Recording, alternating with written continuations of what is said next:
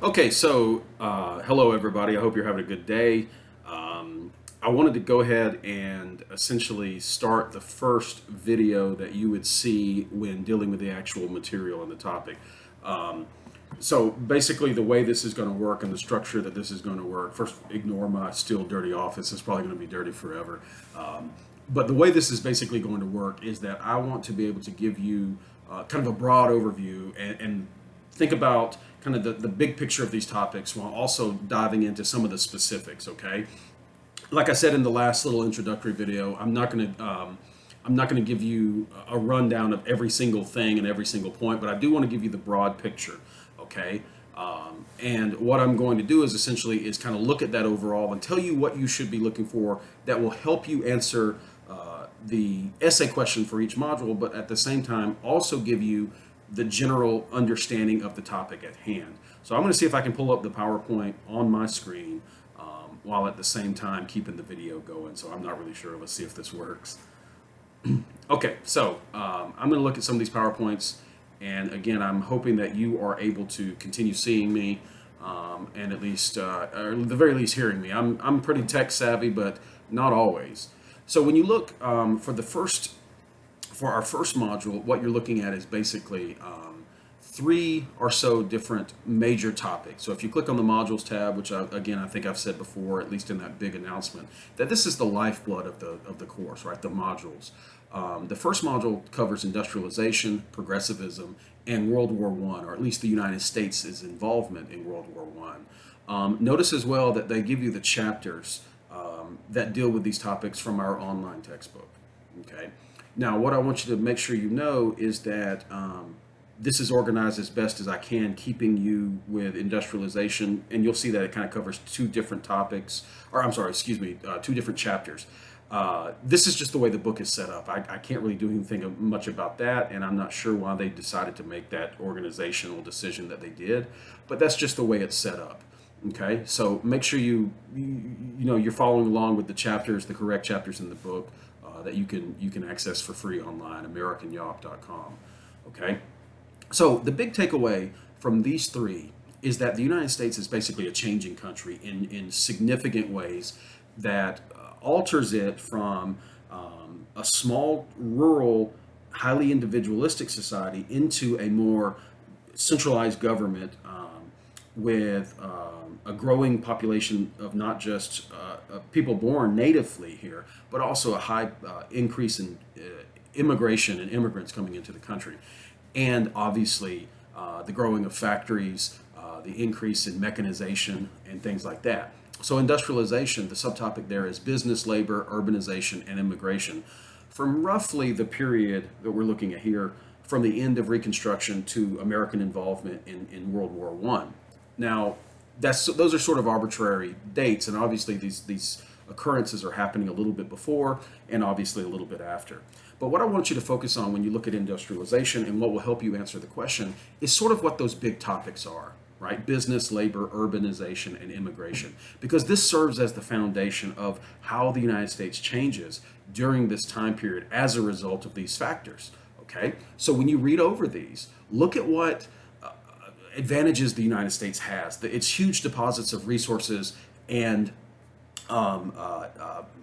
precious metals and minerals and all of these things that make possible industrialization.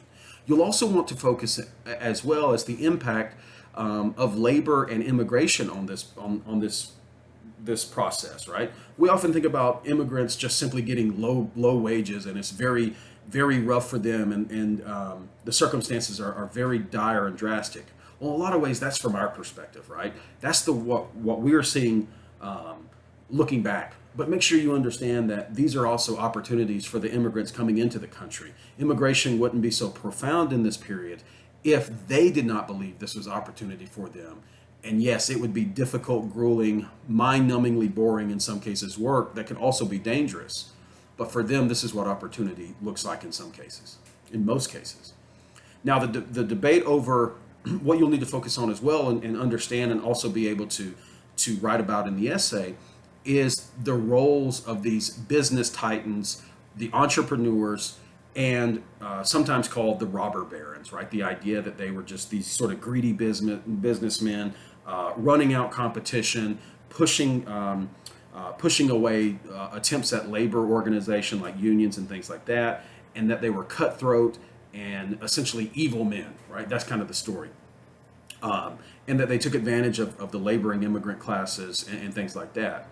Well, to some degree, these are going to be very rich men who practice these cutthroat policies. But at the extent of practicing these types of policies, they are consumer focused in a lot of ways. So they're making a better product, they're making it cheaper, they're passing on those savings to the consumer. So make sure when you talk about the industrial titans, or sometimes called the robber barons, that you understand both perspectives. They are very much your businessmen who are dedicated to squeezing out all they can from their business and from their employees, but they're also dedicated to making a better product and making it cheaper and passing those savings on to the consumer. So they're both, and make sure you understand that. Don't focus on one side at the expense of the other, okay? And if you look at the PowerPoint, it kind of balances that off with the textbook that is going to be a little bit more centered on their robber baron role. But we also see them as not just entrepreneurs and businessmen and cutthroat businessmen at that, but also as philanthropists, right? Vanderbilt University, named after Cornelius Vanderbilt. Carnegie Hall, named after Andrew Carnegie.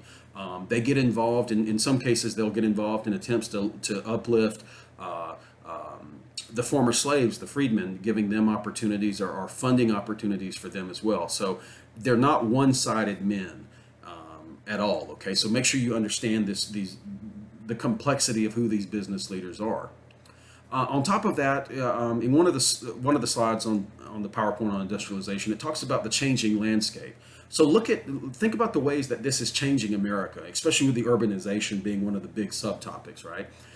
The built environment is really a profound change in the United States during this time, especially by the 1890s and 1900s. You're seeing skyscrapers, you're seeing like things like the Brooklyn Bridge being built. And again, the industries tied to this, steel and things like that, are booming as a result of it. Okay? Pay attention as well to the impact on those laboring classes, right? They see this as opportunity, but of course they want even better opportunities. And the middle class will develop a managerial class, sometimes we call it like a white collar class, will rise up from these laboring classes into those managerial roles and into that middle class. But the vast majority are going to remain part of the laboring class. And part of that is a good portion of them are not skilled laborers. A good portion of them don't have the necessary tools to rise up out of that laboring class. And it's a very competitive field, right? There's more laborers than there are jobs in a lot of cases in these industries. Pay attention as well to the changing work behaviors. How do people relate to the world around them, and how does that change as a result of industrialization? Okay, that's a very key component as well. And again, on that PowerPoint and in your book, your textbook will do a good job of this too, of summarizing up industrialization as sort of a mixed bag. It brings us into a modern era with greater consumerism, greater opportunities, again, to rise up into the middle class. But again, thinking about, in some cases, not all of them, but some of your industrialists will want to go to government to try to maintain their position and try to monopolize their business at the expense of their competition, because they don't want competition. The true free market advocates are looking to use competition as a means to improve the product and to improve their profits. Others are going to try to go to government to make that happen. Okay, so understand the complexity of that.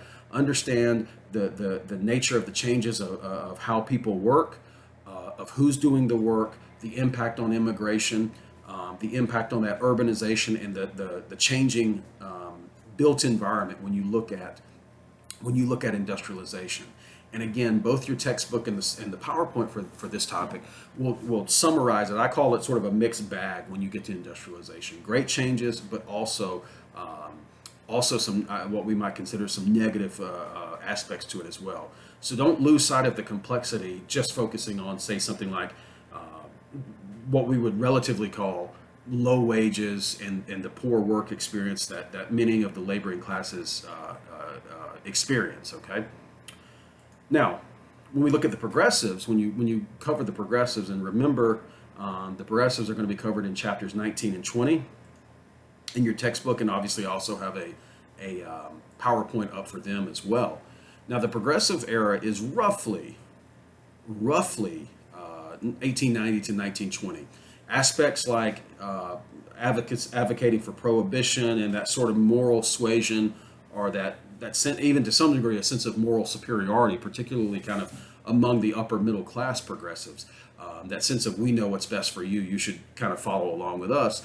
Those types of things, especially the moral suasion, the idea that we can change people's behaviors by appealing to them morally, exists long before 1890s, especially in relation to alcohol. Okay, so make sure you keep in mind that just because we put some dates on it to kind of give it nice round numbers doesn't mean that these aspects are not happening before or even after. Prohibition doesn't go into effect until 1920 and will last much of that decade. Okay, when you read about the progressives in your book and you look over the PowerPoint, make sure you understand that what the progressives are doing may not always seem like progress to us, but they see themselves as having sort of a moral superiority to others, and they want to use government primarily as the means to implement what they see as a moral superior position on a variety of issues, whether it be alcohol, whether it be public education, or whether it even be bringing civilization and democracy as they see it to the rest of the world, because the progressives will get us involved in sort of these civilizing missions around the world, in Mexico and Latin America, and even all the way up, culminating in American involvement in World War I. Okay? Understand as well that progressivism is a cross-party aspect, cross-party ideology. It's not simply among the Republicans or among the Democrats. There are progressive Republicans and there are progressive Democrats. It's an ideology that kind of lumps the two in these ways kind of together. Now, there's still some major differences between those political parties, as there is today and in every other period since they've been around. Okay? But it is a cross-party ideology, and again, it's predicated upon this idea that we can make the world a better place if the world simply does as we see fit and what we determine to be the morally superior way of doing things. Okay, so morality is at the foundations of what the progressives want to do and how they see themselves and their ability to use government to change the world. You'll also notice on that PowerPoint and in your textbook, one of their biggest concerns is what they see as sort of like the excesses of industrialization, all of the bad stuff that industrialization has caused. They believe that instead of businesses operating in a solely free market, that they should be contained and regulated by government. And the idea here is that the excesses of this will, in some ways, bring businesses back into line with what we think they should be doing. The reality is in a lot of ways, what this means is that the businesses who are around during the progressive era are going to actually use their influence to manipulate government in a lot of ways and get monopolies. So in many ways, the progressives kind of shoot themselves in the foot in this mentality, because the smaller businesses can't survive the type of regulations that they put in place. The bigger businesses can. And so when the progressives want to regulate the big businesses, what they actually do is in some ways destroy or weaken the smaller businesses. Best laid intentions and all of that. Okay, so make sure you understand what they're responding to, how the government is influenced by the progressives, because again, they're in both parties, and some of the actions government takes, right? The idea of breaking up monopolies, but in some cases it only strengthens them. And some of the presidents, such as Theodore Roosevelt, will make distinctions between good and bad monopolies. Well, the concept is who gets to decide what's a good monopoly and who gets to decide what's a bad monopoly? Well, Theodore Roosevelt did for himself.